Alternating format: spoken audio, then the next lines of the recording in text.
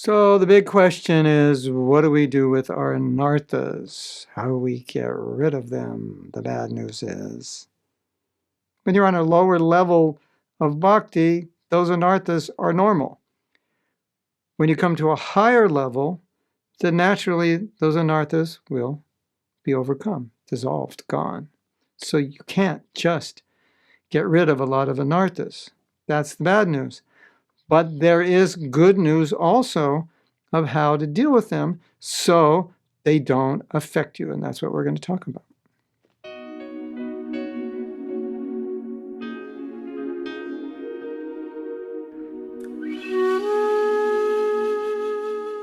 So many devotees are asking, how do you get rid of anarthas? And there's some impatience in that question if you look at it philosophically. Because when you're progressing in bhakti, there are certain symptoms for being on a certain stage. That's why we have this stage called anartha nivriti, when many of your anarthas go away, or at least they don't affect you.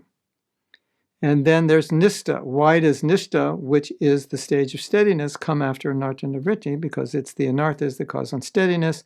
So when the anarthas are not affecting you, you're beginning to transcend or purify them, then you become steady. We're not steady because we're affected by so many anarthas.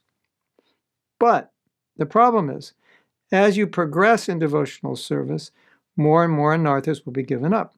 The stage of anartha nivriti, Prabhupada says 75%, but still 25% are left. That's not fun.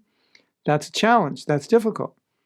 What do I do with those other, once I get to anartha nivriti, what do I do with the other 25%? How do I deal with that? How can't I just pull them? Gundicha temple, pull the weeds. Can't I just go in? Well, the answer is yes and not yes. So let's get into it. First thing is, I'm going to tell you how to deal with it so you don't have to go home and cry. I have so many anarthas. What am I going to do? It's so depressing. You don't have to do that. It's just normal. You're a conditioned soul. The good news is you don't have to be affected by those anarthas. It doesn't mean they're not going to go away. Certain anarthas are part of our conditioning until we evolve to higher stages of bhakti. They're just there.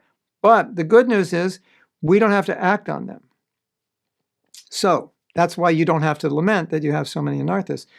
You're going to lament if you act on them, and you will suffer if you act on them. But here's the idea. Okay, I have an anartha. So then I ask myself, okay, this is what's going on inside of me. There's this pulling, there's this pushing. But what would be the way that I would like to act? What would be a way that counters this pushing and pulling? Is there a way to act so I won't be affected by this pushing and pulling? Is there a way to see things so I won't be affected by this pushing and pulling? And the answer is yes, there is. So it's our job to think, okay, what would be an action that would counter the tendency to act according to this anartha or this pushing and pulling? How could I think? How could I act? How could I be as an individual? Well, let's take anger, for example. Okay, what would be a way to act to counter anger? I would say being more respectful, being more understanding of people that make you angry, being more accepting of people. This is how they are. That would help you from becoming angry. Being more accepting of the nature of this world. Dukkhalayam Shastratam. It's not perfect. Being more accepting of the reality that we are not God, so some things we can't control. All of this can help us, right? So it doesn't mean the anartha has gone away. It just means now the anartha is not going to push and pull me. I'm going to be able to better deal with my anger. Am I going to feel angry? Yes, if that's a weakness I have, yes, I will, until I'm on a higher level, more sattvic level of bhakti.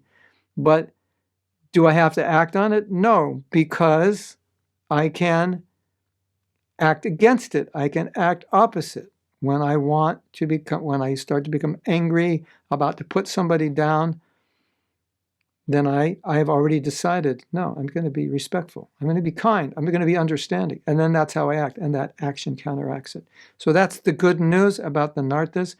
You can't just give them all up, but you can give up the actions. That's what it means to give up our narthas in our stage. We're not going to act on them. That you can do. Everyone in the world has to control themselves to some degree. We can't just do anything we want, anytime we want. Everybody has to do it. Act against your anarthas, it neutralizes the effect. While they're still there, it's okay. They will go away in time as you advance in bhakti. But if you don't act against them, how will you advance in bhakti so that they can go away? That's an important question. Hare Krishna.